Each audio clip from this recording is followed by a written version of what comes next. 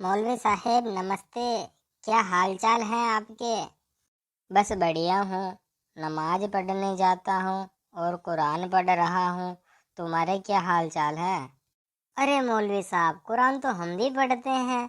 हमारे मन में बहुत सारी शंकाएं हैं, क्या हम आपसे पूछ सकते हैं? अवश्य पूछो। हम मौलवी हैं, हमें पूरी कुरान आती है। खुदा कहाँ रहता है? खुदा अल्लाह जन्नत में रहता है। जब खुदा जन्नत में रहता है तो जन्नत खुदा की अपेक्षा लंबाई चौड़ाई में बड़ी साबित हो गई। अगर खुदा सातवें आसमान पर रहता है तो आसमान भी खुदा से बड़ा हो गया, जबकि खुदा से बड़ा दुनिया में कोई नहीं है। यह बात गलत सिद्ध हो गई। खुदा सर्वव्यापक हाजिर नाजिर भी नहीं रह गया। कुरान की यह आयत खुदा की महानता पर बट्टा लगाती है। हमारी कुरान में लिखा है, परहेजगार जन्नत के बागों में और नहरों में होंगे। सच्ची बैठक में बादशाह अर्थात खुदा के पास जिसका सब पर कब्जा है बैठेंगे।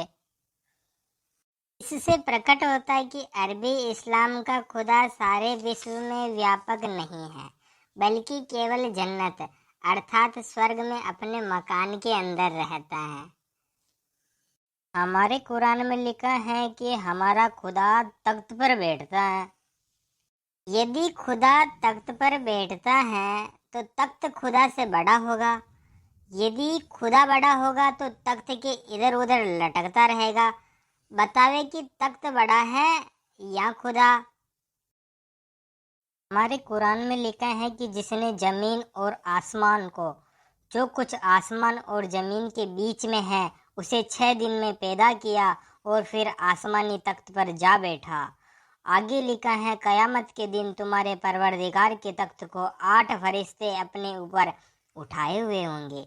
झूठ कैसे हो सकता है? कुरान में खुदा के लेटने, खड़े होने, आराम करने का कोई जिक्र नहीं किया गया है। हर समय हजारों, लाखों या करोड़ों साल तक बैठे रहने से बीमारी हो जाना, कमर दर्द होना, कमर का रह जाना आदि स्वाभाविक है। यह तो एक तरह की सजा जैसी बात है। पर यहूदियों की कुरान की मान्य पुस्तक तौरेत में उत्पत्ति 3:9 से खुदा का रोजाना सवेरे अदन के बाग में टहलने के लिए जाने का वर्णन दिया गया है।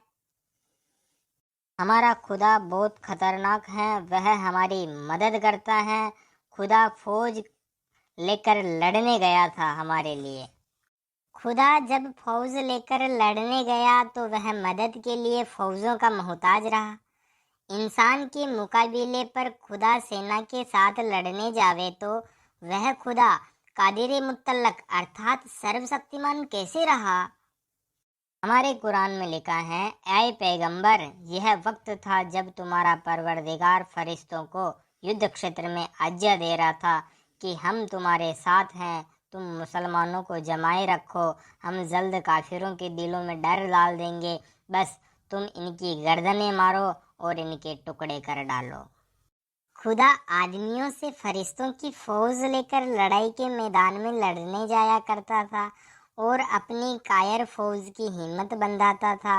यह बात भी अरबी कुरानी खुदा की असलियत को खोलने वाली है। अतः कुरान खुदा को सर्वशक्तिमान नहीं मानता है।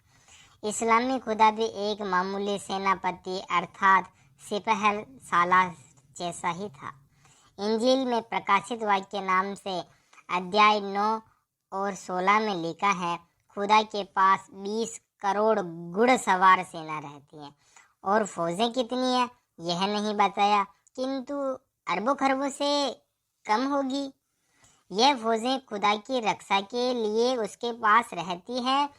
यदि यह न हो तो हो सकता है कि दुश्मन खुदा पर हावी हो जावे।